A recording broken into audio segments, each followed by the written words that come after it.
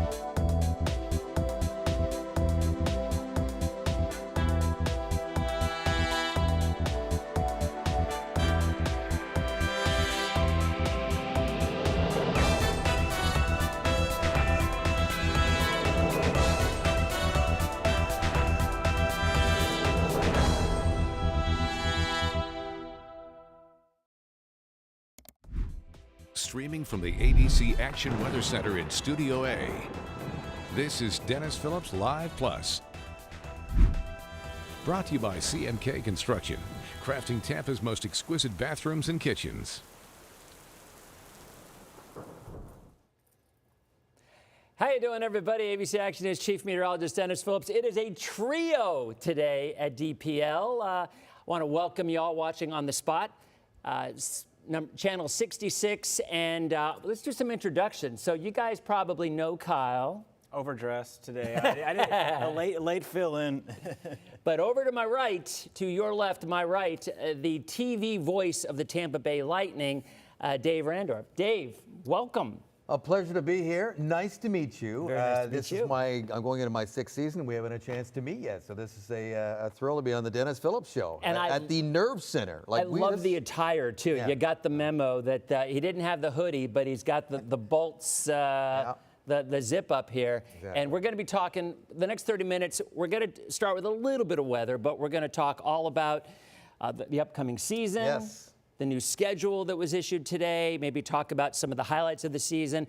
And I want to get a little in depth about you and hockey broadcasting, because I was talking to Dave a couple minutes ago. To me, and you guys know I'm a big sports fan, I think hockey play-by-play has got to be the most difficult of all play-by-play because it's just so fast-paced. It's quick. There's not a lot of time to, look at your notes or anything like that. It all happens. There's a lot of moving parts, but you get used to it. Every sport is a little different, I think baseball is an art form to call that because of the pace is the exact opposite. It's slow and you have to tell stories and then you have to be ready when things happen and the game breaks loose. So every sport is a little different, but I do love calling hockey. It's funny you say that because one of my better friends who passed away a few years ago, Dave Wills, who was the voice of the Tampa Bay Rays and a huge hockey guy, huge Blackhawks fan, but just a huge hockey guy, and he always had such respect for the play-by-play folks. Now, quickly, and again, we're going to get into the weather, but you guys know, I'm like a kid in a candy store here talking sports here. So how is it different, television versus radio, in terms of calling a game, would you say? Same thing for when the late Dave Wills and all the baseball guys, and for me and my counterpart Dave Mishkin on the radio, and that is that you can be a lot less descriptive. In fact, it's better if you let some of the pictures tell the story, let the crowd take over a little bit more so than you would on radio, because when you're listening to the radio, you have to rely upon the announcer painting the picture and being very descriptive, and it's even tougher when the game moves as quickly as hockey does, whereas for those of you watching this upcoming season on the spot, you'll be able to see exactly who's where. And now they've even got graphics that tell you exactly who is there in that spot. We don't use those as much, but that's the big difference, is that you don't have to be as descriptive. That's the obvious one. So in your perch at Amalie, you're at the top. It's up there. So the fast action, knowing when guys come in and come off the ice, do you have a spotter to help keep up with all that for you? I've got, sometimes my broadcast partner, Brian Engblom, is sitting beside me. Sometimes he's between the benches. And then it'll just be myself and our stats guy who's sitting beside me. As a play-by-play guy, you really want to see the goal cleanly every time. But sometimes, I mean, we're a long way away from the ice. And sometimes you didn't see, was that tipped in front? Or did that go off of somebody? Or did he actually save that? Or did it go off the crossbar? So sometimes the spotter will point at a name and help me out and confirm what I'm thinking in my head. But beyond that, no, there's no time for a spotter. The game's just too fast. You got to rely on your eyes and your instincts and trust your call. Everybody's going to make mistakes. You hate when it happens, but at the same time, you know, if anybody complained too much, I would say, oh, really? Why don't you come on up and sit where I'm sitting? Give it a shot. And see what the game looks like up there. Right. Well, so what we're going to do here is, if you're watching on the spot, which you just mentioned, Yes. New relationship. This is a huge, huge thing for our station as well as the Lightning, because people are going to be able to watch the Bolts at home, and it's free. Yes. And that is a huge difference, because in previous years, whether it's the Rays or the Bolts, you know, you might have watched on Bally Sports or on FanDuel, and there's a charge. But at this point in time, the spot right now, you're watching it with just a regular old antenna. You can buy at Walmart for $20, plug it into your TV, scan for it, and they can watch, all the preseason games, regular season, and I believe first round of the playoffs as well. There are 7 preseason games. I'm not quite sure if we're doing all of them, but we will do several of them. And then the broadcast schedule, the schedule is announced today, which we're going to talk about that as we go along here. But the broadcast schedule will be announced in the weeks to come, because we will lose up to maybe 10, maybe 12 games to national TV. So we'll just see how that shakes out. But you're right. Listen, I'm a sports fan just like you and Kyle. And as we all know, in recent years, one of the big problems has been finding the game. Where is it on? And all the packages and all the subscriptions that you need to access these games. And the Lightning heard this, and so we are very, very excited to be accessible. You know where we're going to be. We're going to be on the spot, and we are also going to be a little bit more innovative. We want to be more engaging with the viewership and the fans in real time. We're going to have some new innovations, some new features that are going to connect the viewers to what is happening in the building as the game goes on. The game moves fast, and there's not a lot of time to tell too many stories, but we really want to add that extra layer this season. You're going to see a lot of the same faces, a lot of the same voices. The broadcast team's returning, but we are very excited about being accessible and on the new home here with the affiliation here with the ABC channel and the spot. And what's great, and you're talking about interaction, that's what this show started at. DPL, the interaction's going on right now. If you have questions for Dave or Kyle, just let me know and put them right here. If you're watching on TV on the spot, a lot of people, what they do is they watch on TV and then they have their laptop open to my Facebook page, and you can post questions like that. So go ahead and post your questions. We're going to take a short break. When you come back, we'll start answering your questions, and we want to talk a little bit about the outdoor game that I think a lot of folks are curious how in Florida we're going to have an outdoor hockey game during the regular season. So that's coming up as DPL continues. Okay, so we are now in a 1.5-minute break, but we are still live on streaming and live on our Facebook page. So so go ahead and feel free to ask some questions. I think that's interesting. So how are you all going to do the interactive part of it? Well, there's ways you can reach out through social media now, and I don't want to give up too much because we're still kicking ideas around, and some of them may not see the light of day, but we are going to experiment a bit and try some new things. But you can reach out with people through social media and have them ask questions as the game's going on. And that's awesome. I mean, you see like it right here. I mean, so you know, and it's Brian Engblom, my partner, is so good, and he's one of the best there is in terms of analysts in the National Hockey League, and he's got a lot of great fresh opinions, and he's been around, as he likes to say, he's been around the block as both a player and a broadcaster, and he's got a very good feel for the game and the way it's going and the rules and why you're seeing what you're seeing or maybe what you're not seeing on any given night. So that's what we're going to try and do. What's that clock say? 22 seconds. All right. My eyes aren't that great. This really is behind the scenes TV right here if you're streaming. Yeah, it's kind of cool because broadcast isn't getting into this, but you know, and we often with the people that are in this, there's all these conversations going on at the same time, and sometimes they include us and sometimes they don't. So what do we have here? Oh, we're on 3, 2, 1. All right, so the last 2, 1. Welcome back to Dennis Phillips Live, DPL Plus, and we are talking Bolts hockey. We have a new relationship, our station, with the Tampa Bay Lightning, and I will say that the Scripps Group, it started with the Florida Panthers. They have a relationship as well, our station down in West Palm. And speaking about the Florida Panthers, so you may not know this, but we have this button. It's called a band button, and this button is usually for people who are either rude or they talk politics, or in this case, if they are Florida Panther fans. Now, actually, we won't do that. Can I hear that too? Panthers fans? There you go. So I'm curious about the rivalry that has developed, because when do you think that you really started to notice this is turning into a thing? Yeah. So I just wrapped up my 5th season as a television voice of the Lightning, and certainly I was aware of the rivalry, but really it wasn't that great a rivalry because neither team were good at the same time. The Lightning have been good for well over 10 years. The Panthers have just become good for the last 4 or 5 years. Very good, obviously, with back-to-back Stanley Cups. So the rivalry didn't take off to the next level until they met in the playoffs 2021, which was my first season, my first playoff series that I got to call as the voice of the Lightning. And I'm telling you, Dennis, it was one of the best series I've ever had the privilege to call. Right from the drop of the puck in Game 1 to the finish in Game 6 at Amalie Arena, it was an awesome series. And from that point forward, now we truly have a Sunshine State showdown and a rivalry that has caught the attention not only of the state, but of fans across the NHL.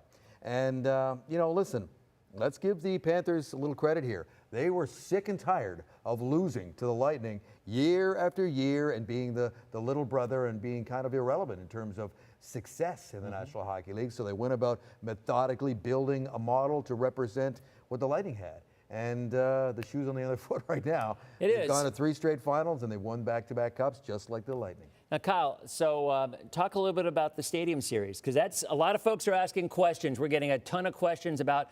Tell us, some folks don't even know what that is. And it's a really awesome thing, and it's been going on for several years with the NHL. I love watching the outdoor games, but watching them when it's pouring down rain, which it did one year, I believe it was in Pittsburgh, and when it's 60 or 70 degrees out, it's going to be interesting. That could be what it is here in February in 2026. Yeah, so the outdoor game, we're going to play a game outside at Raymond James Stadium right across the street. Now, the Lightning were able to do this a few years ago in Nashville. I got to go on that trip as well. It's an incredible experience. You're playing a hockey game outside. So now for this to build the ice in a climate like Tampa, I believe they're going to build like a roof over the ice to keep it cool until, moments before game time. They're going to remove that to hopefully keep the ice intact. Hopefully, keyword. I mean, how are the players? Have you talked to anyone about the fact that that's game? I mean, is there thoughts on that game? There are 2 outdoor games generally each year now. It started with something called the Winter Classic that happened either on New Year's Eve or New Year's Day. This was the idea of it was to take the players back to their roots, where most players, especially those north of the border that grew up in Canada or cold European countries, played the game outside. So they wanted to go back to those roots. That's where the initial idea came from. And then the first big one that everybody remembers was in Buffalo, and Sidney Crosby scored an overtime shootout goal with snow. They call it the snow globe. Yeah. And there was snow falling down in Buffalo, and as he's skating up the ice, the snow's flying everywhere. And of course, Sidney Crosby won it. And from that point forward, the NHL has had magic. That was well over 20 years ago. And to Kyle's point, making the ice and keeping the ice playable, that's not the issue right now. They can make ice now with the technology they have pretty much anywhere. You can tell me how they're going to do with the weather, because that's really the big question they've got with this game. I'm really looking forward to it on February 1st against the Boston Bruins. But obviously, having lived in this area now for several years, the rain can really wreak havoc on that situation. So I'm sure you're as interested as anybody to see if this goes off without a hitch. Fortunately, February is not our rainiest month of the year. Right. Usually it's why people come down and visit us. It's because it's usually sunny and mild. So it's interesting that the technology is there, even if it's 60 or 65 degrees. Well, we're not worried about the ice melting. They're not. We're worried about rain falling and turning it into slush, which I could see a big issue. So what are some of the other big games that you see in the schedule? Because the schedule came out today. Yeah, it did. I'm sure a lot of Lightning fans out there watching right now are checking it all out. It's exciting. I'm a fan, too. I'm a big fan, and it's exciting when a schedule comes out to see where the big road trips are, where the home opener, when the home opener is going to be, and who we're playing. We are playing Ottawa at Amalie Arena on Thursday, October 9th. We have the privilege of doing the home opener this year, which is always a buzz in the building. I love looking at different cities that I like visiting, like Madison Square Garden, like Montreal. There's a long road trip in January. In fact, January is very road heavy, but there's also a 7-game homestand late in the season in March. And I love games in Amalie Arena. I love the atmosphere. I've done this now for several years, calling games in the NHL, but the atmosphere at Amalie Arena is unrivaled. It's great. There's always a buzz there, and I love that long 7-game homestand with some good teams coming in, including Pittsburgh and Boston and Ottawa and the like. So it's eventually, it'll just go away and we'll just get into the routine of the season. But when the schedule comes out, it gets you thinking hockey again, and that's what I enjoyed today. I think another interesting home game would be the Edmonton game.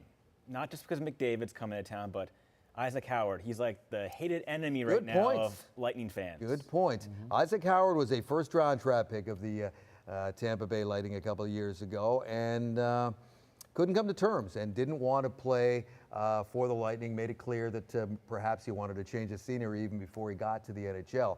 So the Lightning executed a trade with the Edmonton Oilers, I believe last week or about 10 days ago, receiving another first-round draft pick, a prospect coming back the other way, named Sam O'Reilly. He's a big center iceman, probably doesn't have the offensive upside that Isaac Howard is showing right now. Maybe not as NHL ready as Isaac Howard is right now, but these trades aren't judged over the next year or two. They're judged over 10 years. And on paper, it looks like a very interesting deal for the Lightning. But yeah, we'll see what kind of reception Isaac Howard, a Hobey Baker Award winner, gets when he comes into town with the Oilers.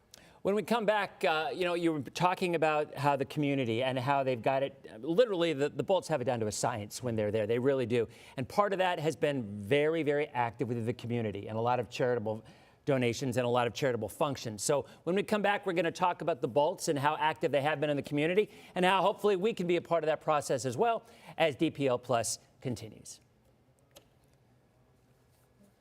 Okay, but we're getting a lot of questions on here. A lot of folks have been. We have a few Panther fans in here who are trash talking. But that's it's their time. It's their time. So go ahead. And they think they can get back there again.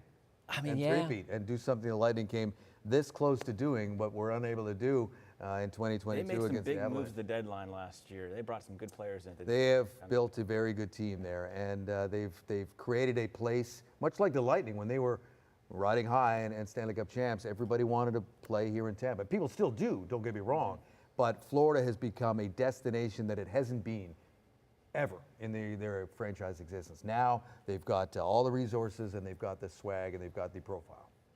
How do you think that that Florida became a hockey hub? Is it just dumb luck? I mean, not dumb luck, but is it just because we have two successful teams and that's just kind of what happened from it? I mean, it starts with winning, for sure. It starts with winning. I remember back when the expansion franchises were, how much time you got? No, and I think we are, no, we have 16 seconds. Okay. I can't see that. You tell me. You can. Which one am I looking at? Right, all right, you got 10 seconds. 10 seconds. He's used to having a producer tell him how much time it is, right? Yeah. Okay, so wait a minute. We got, we'll just go ahead and go 5. Okay, 3, 2. We're back in DPL Plus. It's funny because, look, Dave, and you're in TV, so when you on a broadcast, you normally have a producer in your ear probably giving you time cues, counting down to breaks. You have directors who are pressing buttons. You might have a floor manager who's giving you cues, right? We are all of the above right now. He's giving me time cues. Kyle's over here feeding questions from on here, and we are okay on social. It looks like it's frozen on Facebook, but it's not. But what we were talking about is the matter of fact, I'll tell you this. I have a buddy of mine who's within the Rays, right? And they feel as though that the way that Mr. Vinnick put this program together, it's just a blueprint for success. And they're hoping that they can replicate that if the new ownership comes the way that a lot of people think it will. So I'm curious, the Bolts players themselves, I mean, are you all actively, I mean, is it really a community thing and I've heard nothing but great things about hockey players in general, that they usually don't have chips on their shoulders. They're usually just good guys who just like to go out and be part of the community. Yeah, a lot of them come from that background, that blue-collar, everyday kind of background in hockey. It's kind of part of that culture. But again, having moved here in 2021, it struck me immediately how community engaged the Lightning are. I'd heard all about it, and I knew about the ownership, but until I'm actually here and seeing it night after night with the community heroes giving away all that money. And one night, Jeff Vinnick and the Community Heroes program I'm a staff member for the Tampa Bay Lightning organization, and they made all the staff the community heroes. And he gave all of us $5,000 to donate to the charity of our choice. Like, he empowered us, which was a very, for my wife and I at the time, it was a very powerful thing to do, to go reach out to a local charity and hand them over that check, and it meant a lot. It's just that level of thought that goes into all of their community outreach that I think is paid off with that deep connection. And of course, the winning doesn't hurt, but it goes far beyond that. When I got here, I saw Bolts flags, Bolts license plates, hats, shirts. I hate to say it, but I saw a lot more of it than I did for the other two teams, despite their level of success on the field and on the diamond. To me, I still get friends from north of the border saying, is Tampa really a hockey town? And I just say, just stop it right now. Stop it. They've won 3 Stanley Cups in the time when no team in Canada has won once. So it begins with the winning, but it also begins with a community connection that they have built a very strong bond with the entire Tampa Bay area. Now, where'd you grow up? Vancouver. So so hockey was your sport growing up? Did you play? Did I play? Yes, I played up until recently, until I got this job and couldn't play as much in men's league. But yes, they kind of make you play hockey in Canada. Yeah. Dennis, it's kind of a rule. But I read it's not the official sport of Canada. Do you know what is? I think, gosh, it's not curling either. I remember reading it somewhere. The national sport is lacrosse. That's right. And it's not field lacrosse, which is much more popular here in the United States. It's box lacrosse, which is basically the same rink size of an NHL game, just minus the ice. Interesting. Yep. You would think it's hockey, right? Yeah, I mean, you'd think that's what it was. All right, we got one more break. We're back with the Heat Lightning round. I got a lot of questions that are on here. A lot of people are asking specific things about the upcoming season and the team itself. So, folks who are watching on the spot, we'll be back in 90 seconds. I'm already heavy, as I knew I would be. Okay, so people are asking about. I'll go ahead and ask some of them. The defense. Yep. Rick said. Be more physical. Yeah, they need to. Are also physical. What are your thoughts? What are the team's thoughts on that? Is that a concern in the offseason that they wanted to beef up the defense? As a group, yes. They want to always make improvements. So yes, they're going to lose Nick Perbix. They've already lost Nick Perbix. He signed with Nashville, but they've got another guy coming in named Max Crozier, who they like, a young guy that they've been grooming in Syracuse in the American Hockey League. First of all, team defense improved greatly last year. They were down near the bottom of the league in terms of goals per game against. They were top 5 last season. So the team defense itself is good. In terms of being a little more physical or harder to play against, that's not just on the defense. That's everybody out there. Now, is Nikita Kucherov going to go out and run guys and hit guys? Braden Point? No, that's not necessarily their job. But you want to be a little more stout. You want to be physical. And certainly when the playoffs roll around, I think let's be honest, the Florida Panthers pushed them around a little bit. And they want more pushback, more edge, and they want more physicality when it comes to that. Ekblad's the guy that comes to mind immediately. Yeah, he got away with one there in the playoffs, and I think they've earmarked that one for down the road. 2, 1. All right, folks. Dave just said something very interesting. And if you weren't watching on streaming, if you're on commercial, let's go ahead and repeat that. Because Kyle, what did you say, and what was the response? Oh, Ekblad for the Panthers. He's the enforcer that the Lightning can kind of look out for. I don't know if he's the enforcer, but he got away with one with a hit to the head of Brandon Hagel that knocked Brandon Hagel out of Game 4 and was not in Game 5.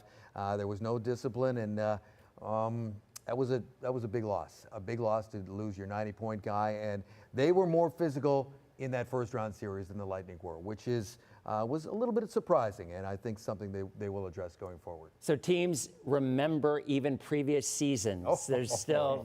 Oh, especially with a rival like that, sure they do. Now, that doesn't mean they're gonna, like, they play them in the preseason, I think 3 times. That doesn't mean every night's gonna be a gong show, but hockey players remember.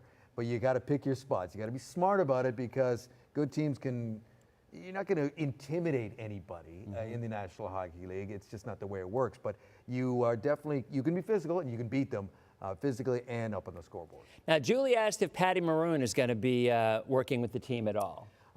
Rumor has it, stay tuned. I am certainly not at liberty to say anything, but I do know that they like Pat Maroon a lot, being around the team as an ambassador, perhaps a little bit more on TV. He was part of our broadcast during the playoffs once or twice, I believe. So the big rig, you might see the big rig a little bit more. Awesome. By the way, I do want to mention, since Dave is a resident of Safety Harbor, and I live in Palm Harbor, and Safety Harbor is where the Crooked Thumb is. They make my Rule Number 7 beer. So I want you to try this. Apparently, you are a little bit of a connoisseur, you were saying. I am a beer snob, and I'm well aware of this particular establishment. I know it quite well. I live in Safety Harbor, and I know about your beer. I'm jealous you've got your own beer. I got to talk to them over there, but regardless, I've had this before, and I'm going to enjoy this one. So thank you very much. You're welcome. It is kind of funny because the picture this year, this is supposed to be me on it. You can't see it, but it really looks like Bill Clinton, actually. So if you look at it, that looks like you. The hair's suspenders. Quite a bit lighter. The suspenders. But and we were talking also about team defense. Yeah. And even though that, I think you hit the nail on the head. The Panthers were just more physical in the playoffs. Yeah. But you did say in the regular season, the team made strides. Their team defense. Oh, my goodness. The team made strides in a lot of different areas. Nobody is happy with the Lightning going out in the first round for the 3rd straight year, not the least of which Julian Breezeball, John Cooper, and the coaching staff, and all the players. But if you want to look at a glass half full and how the regular season went and how they went into the postseason, they were the highest scoring team in the NHL. Their power play was good again. Penalty killing was solid. Their goalie had a great year. They had the leading point guy in the NHL again, in Nikita Kucherov, back-to-back years. They had 7 players set career highs, 7 guys with at least 20 goals. That is the most in the NHL. And they were top 5 in goals against per game, something that was a real weakness for them the previous year. There was a lot to like about the Lightning's regular season, and objectively, I had them beating the Florida Panthers in that first round. Like, take off my Lightning pullover here. I had them objectively beating them, but Florida obviously got back to their championship form very quickly, and they didn't only beat the Lightning, they beat some good teams all the way through the Stanley Cup. Real quick, we have a minute and a half left on broadcast. We'll still be on there on Facebook, but did you have a quick, you were mentioning something? Saying all that about the Lightning, how great they were this year, like, I had whoever won that series was going to win the Cup. And it's unfortunate the way the playoffs play out, or the matchup-wise, that those two had to meet in the first round the way the playoffs are set. It happens that way. There were some good matchups. Dallas, Colorado met in the first round as well, and Colorado went out early as well. So you're going to get that, and that's just the way the NHL likes it. They like that. The first round is very exciting because there is big swings, and a big heavyweight is going to go down. So any predictions for the upcoming season? I know that's a challenge because we're still a little bit of ways away, but what's the feel? Is there any kind of a feel as things are getting going? From a team standpoint, they'll make the playoffs again, but it's going to be tough. They've got a very tough start. They've got 6 games in 10 nights right out of the gate, including 2 back-to-backs, both of which are on the road. You got to get off to a good start because you're swimming upstream in a very tough division and playing from behind for a few weeks. And the schedule is relentless, as we see today. But they are a good team. I'll put my money on Andrei Vasilevsky any day of the week in net, and he's going to get, obviously, the lion's share of the work again. They've got a good team. They're going to be a competitive team again, but the division gets tougher and tougher. Now, the Montreal's joined the party. Last year got to the playoffs, and Ottawa. So we'll see.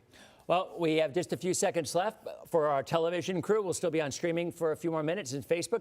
Thank you so much for coming out. Seriously, it was a blast. And again, remember, Tampa Bay Lightning will be, their new home is the Spot 66. You'll be able to see them all season long. Have a great night. Okay, so we are off broadcast. We are now still on streaming and still on Facebook. So anything else that we missed? I mean, No, now we're streaming. I can just crack this right now. It's warm. It's too warm for me. Yeah, it wasn't in the fridge. I'm kidding. I will put it in the fridge. No, I think I want to say real quickly though that I'm really excited about our new television arrangement here. No offense to our previous arrangement with Bally. I came. It was Fox Sports Sun, and then Bally, and then FanDuel. But to be able to be on free cable, and I was getting lots of questions like, I don't have your game. I don't know where the game is. I don't have the package anymore.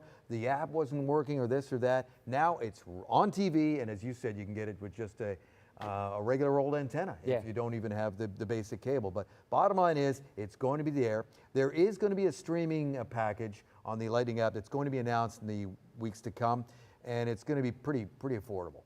That was a question I'm getting from a lot of folks, because that is the one thing. Right now, the spot is on cable. It's on Spectrum, Channel 17. Most folks are probably watching us on 17. But we don't know if that's going to be the case. I think they're under negotiations is what I think is still going on with that in terms of broadcast. But streaming would be for people who are huge Bolts fans, but they don't live in the Tampa Bay area. And they can't get the signal on TV. So that's, I'm guessing, where that streaming package will come in handy. Now, don't hold me to this. I'm not exactly sure. So when you have your phone, and again, I don't want to talk out of turn here, but the plan is to have a streaming option as well on the Lightning app. I don't know where regional restrictions come into play there. So let's just wait and see how this all shakes down. I'm just a play-by-play guy. But bottom line is, our viewing audience is going to go from Fort Myers all the way up through the Panhandle, over to Jacksonville, hopefully into Orlando as well. So lots of people are joining the party with Bolts Nation on TV. Someone had a question in the feed here about hockey broadcasting, about names of hockey players. I'm sure you get it all the time, the difficulty saying some guys' names. What comes to mind to you? What's maybe the hardest one that comes to mind to you?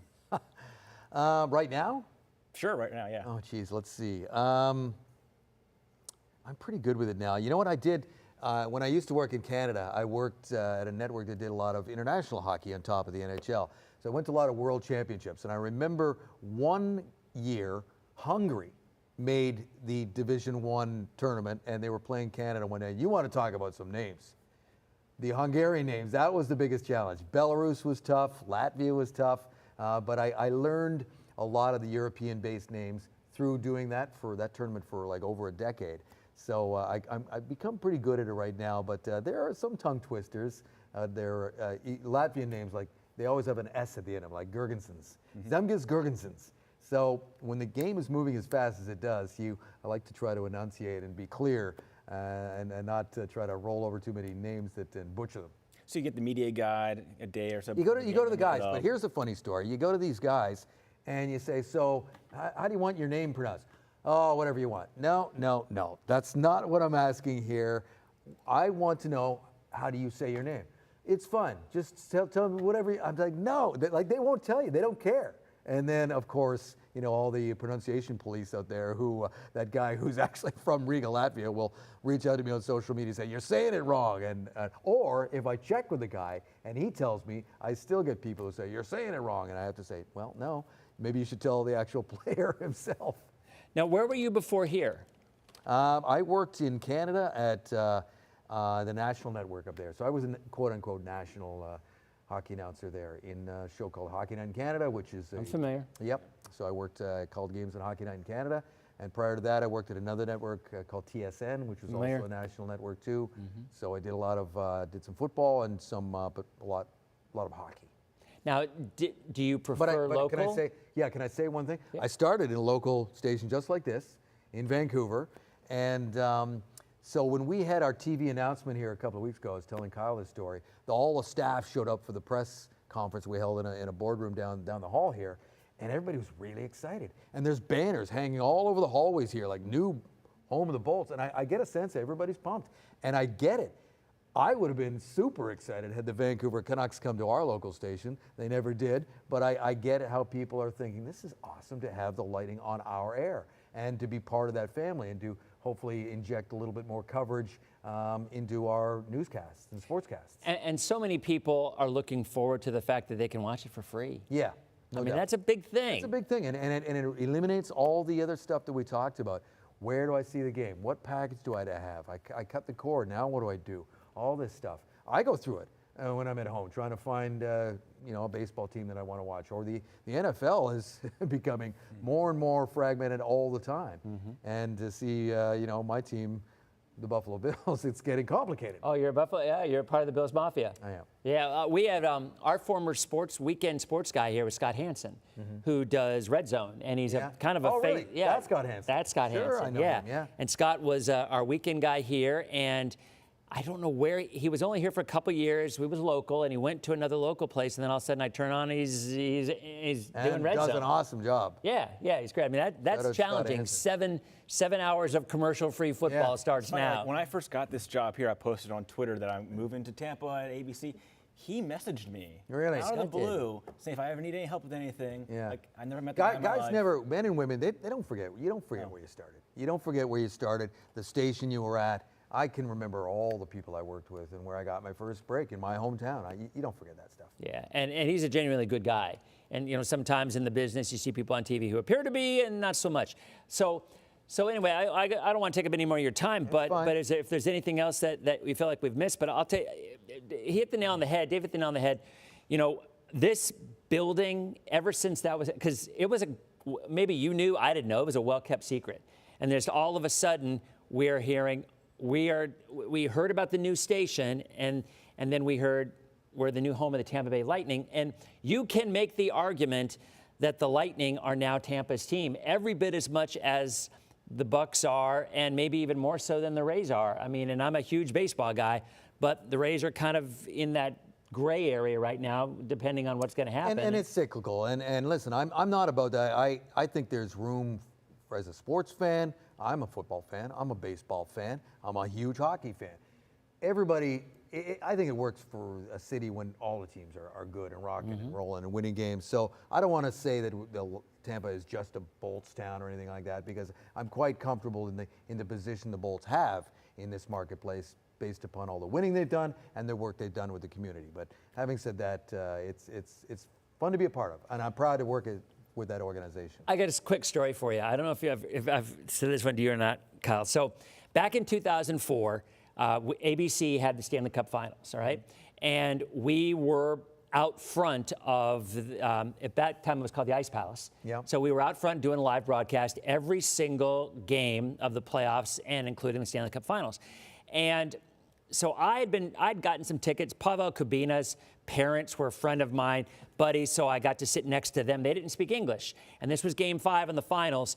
And when we lost game 5, they're like, 7, he's 7. I'm like, yeah, let's 7. Well, they didn't have tickets.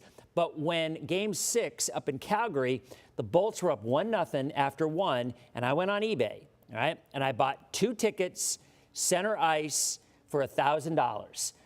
For game 7, if they won the game, right? And they ended up winning in overtime to bring it back. So I'm there, and I'm going to bring my 11-year-old son, my oldest son. I have 6 kids. He's a doctor now, actually.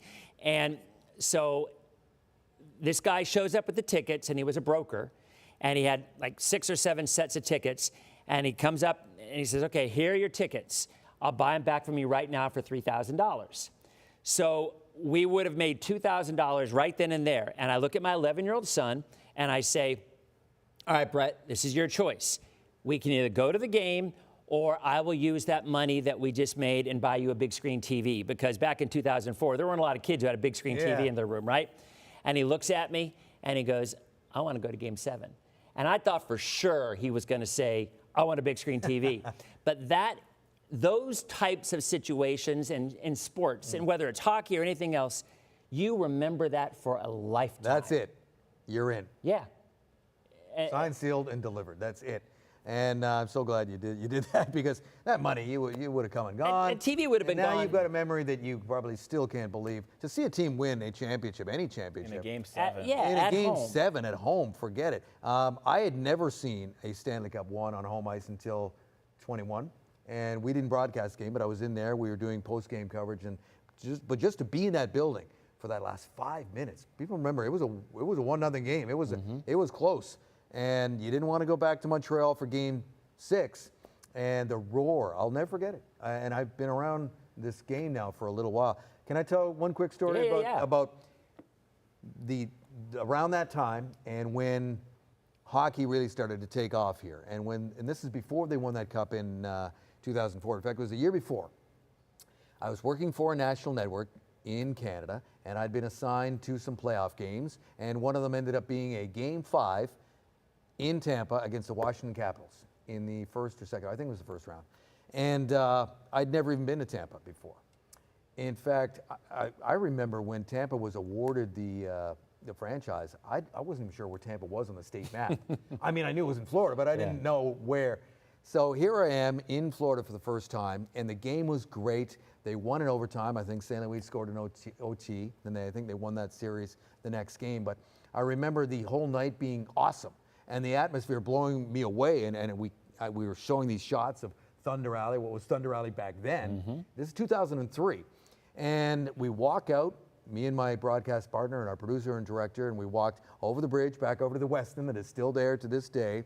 And I'm walking past the set where Paul Kennedy, who is now a colleague of mine, is hosting the post-game coverage, and there's people everywhere. And there was no scene like this in Canada post-game. You couldn't do this. It wasn't allowed, and it's changed now. Now it's huge. Yeah, but there was none of this giant party outside after a playoff game. And I'm walking through, and I'm walking over the bridge, and I look back.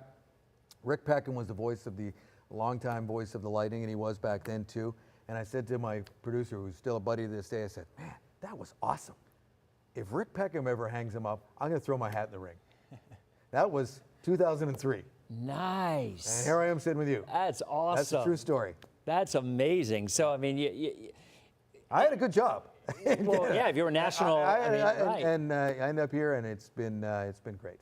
I wonder, though. And fans, sorry, last thing, fans who are still hanging in with us, have been so nice to me, because I know how important Rick Peckham was to you, and I knew who I was coming in after, and but fans have been great to me, and I appreciate it. I'm sure they're both awesome, but what's the difference? Is it when you're covering local and a team particularly? Good question. It's totally different, and I've learned a lot in the 5 seasons I've called, because hey, when you're a national broadcaster, and I'm doing Saturday night in Canada, Edmonton against Calgary, you better keep your call straight down the middle. And even then, the Flames fans and the Oilers fans are going to think you're cheering for one or the other. And so it's a different call, a national call. And maybe you sound a little bit more excited for whoever the home team is that night because of the crowd reaction and all that kind of stuff. But here, and the other thing too, when you are a quote-unquote national broadcaster, you don't care who wins the game. You really don't. We love the game. We hope for a good game. We hope for a good show. And then it's on to the next city. You fly in the day before, you do the game, you fly the next day. You've got no attachment. Mm-hmm. You know some of the players just from being around them, but that's it. Now, it's totally different. It's fun giving a you-know-what about who wins again. And you can zero your focus just in on one roster. You know the ins and outs. Well, yes and no. I think it's important for, we try to bring a well-rounded call to the game. Brian and I, we both come from a national background. So we're gonna tell you about Seattle too, or we're gonna tell you about the Canucks or insert team here, because there's probably some good players there.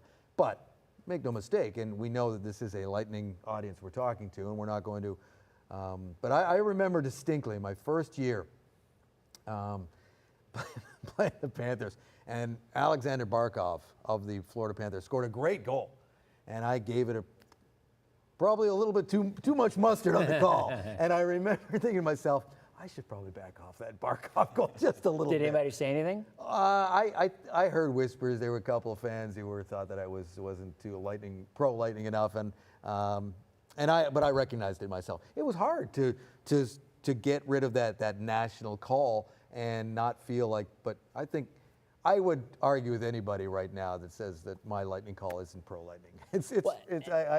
I know from the end of the night that I've given it all. And that's an interesting point, because when you go into the press box, and Kyle knows this, I don't get to go in the press box very often, but I always remember there's this unwritten rule, at least it was with baseball, you're really not supposed to root for anybody. You're doing your job. You can't be like, yeah, when somebody hits a home run. I mean, and I often wondered, for an announcer doing play-by-play, is it okay to sound excited? Because we all know there are broadcasters. Dave is one of them on the radio. I mean, he goes crazy, right? He gets excited. I think for a regional team broadcaster, it's totally, in fact, it's expected. That's what fans want see. That's what fans want to hear. I get it. I'm a Blue Jays fan. I appreciate and respect the Rays, but I came from Toronto and Canada, and so I like hearing about the Jays. So I get it. I'm a sports fan too. You want to hear the broadcasters. That's why national broadcasts sometimes frustrate fans, because these guys come in and they try to sound like they know what they're talking about. And that sounds disrespectful. They're all pros. I was one of them. But the bottom line is they're not there every day like I am, just like I wasn't there when I was a national broadcast. Mm-hmm. So you're just never going to win when you're that national guy. And inevitably, the fan base will think you're biased against their team. Oh, yeah. Because it's just what happens. It doesn't matter what they say or what I used to say. It doesn't matter, because fans really, God love them, are irrational. We are all. We're not objective. They always get the calls against them, and the announcers are always against them. That's right. It's just the way it is. It's a true story. So, again, thank you so very much for coming out. I appreciate it. I don't know if she knows that there's the streaming portion of the show. She would be beyond thrilled that that I'm here at the Weather Nerve Center with you. She's a weather nerd. This is still on Facebook, and it will still stay on Facebook, right, so she can go back and catch it. Well, my wife is probably super excited. She's going to ask me all about all the stuff here and the AccuWeather. Oh, by the way, Sharon Lewis. I don't know. Maybe I'm going down a road I should not be going, because Sharon's like, my boyfriend, hi Dave from Princess Bling. Do you know a Princess Bling from the Bucks? Princess Bling. Maybe not. I don't know. Yeah, that's the right answer. He doesn't know you. Hold on. I must have met her at a Bucks game or something like that? Yeah, that's what it is. Okay. Yeah. She messaged me earlier saying, make sure you tell Dave I said hi, but she did say she's something to do with the Bucks. So she said to say hi. But everybody is just gushing over you being out here today and helping us out. And Thanks, and again, I have a feeling a lot of these folks are going to be seeing you in the regular season. Yeah, come on and say hi, by the way. A lot of people do, and I love it. So say hi by all means, and I appreciate the welcome I've had here in the last 5 seasons. I really do. And he can be seen every now and again at the Crooked Thumb in Safety Harbor as well. So, there you go. Oh, yeah. It's a win-win. That is Thanks true. again, Dave. I appreciate it. Thanks for having me. Thanks, Kyle. Appreciate it. And tell you what, I am going to go ahead and give a little bit of weather, because we have gone 45 minutes and we really didn't do any weather, so they can head on. I will go ahead and take the weather graphics. You want me to summarize? It's hot, and it's probably going to rain. Yeah, there you go. Back to you. That is my forecast. He knows this. That is my forecast in the entire summer. And actually, you're really right. There's very little rain out there now. A couple of scattered showers are coming through. I do think that system that's going to move into Louisiana, this is Citrus County, where there was a severe thunderstorm warning, picked up a couple inches of rain in the last 24 hours. Pinellas, and I lived it last night in the overnight. Did you get rain in your house last night? Oh, yeah. It was pouring from around midnight until 5. We had about 4 or 5 inches of rain from Palm Harbor down to Largo. But otherwise, most folks got about an inch of rain. Today, we were in the low 90s. Right now, we are in the middle 80s. We hit 93 today in Plant City, 89 in Tampa, 88 Clearwater, 87 in St. Pete. Just about sunset out in Tampa right now, 83 degrees. The dew point in the upper 70s. Do they talk about dew point in Canada? Or do they really? Yeah. I wonder if they probably not as much as they do here. Yeah, because here it's a big thing. But yeah, in Southern Ontario, where Toronto is, it gets very humid in the summer.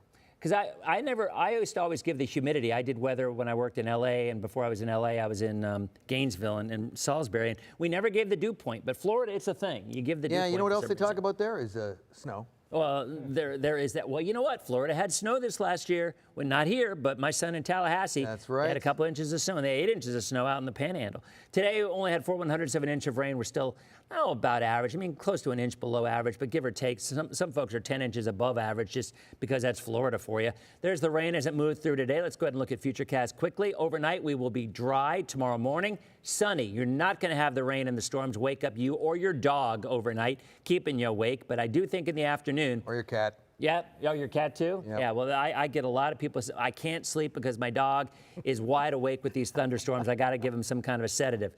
Hey, there's the tomorrow night, 6 o'clock. I do think we're going to see another band of storms. Pretty good one for that matter.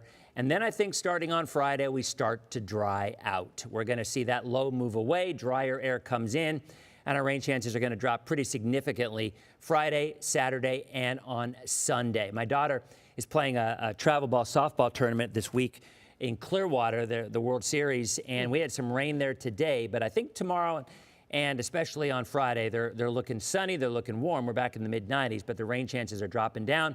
Let's see if the new numbers are out, actually. Let's see what the NHC, I haven't manually changed that yet. The new numbers at 8 o'clock are still 40-40, so no changes. Certainly the possibility of some heavy rain, maybe some flooding around Louisiana, but at this point, the chances of it becoming a depression or a named storm still only 2 in 5. There's the track. That's why we didn't get all that rain that the models were anticipating a couple days ago. That low stayed north of us, and now it's just south of Panama City, again headed toward New Orleans, but staying just offshore. I just don't think it's going to have a chance to do much. We look good overnight right through tomorrow. Sunny skies come wake-up time for the boaters tomorrow. Southeast winds 10 to 15 knots, seas a couple of feet, maybe a couple of showers out in the Gulf. Your sunrise 6:45, sunset 8:28. Here's your beach forecast for Thursday. Looks good. Some isolated afternoon storms. If you need to get out, the morning is your time. Anytime after 2 o'clock, I do think we're going to see some more of that rain coming. And there's the 7-day. As rain chances begin to drop tomorrow, especially on Friday and right into the weekend, will be sunny, will be hot, with only about a 20% chance of rain. So again, guys, that was the quickest forecast we've ever done. I hope you enjoyed the show. We had a great time. Thank you, Dave. And we will see you tomorrow on our next edition of Dennis Phillips Live. Kyle, thanks for coming as well.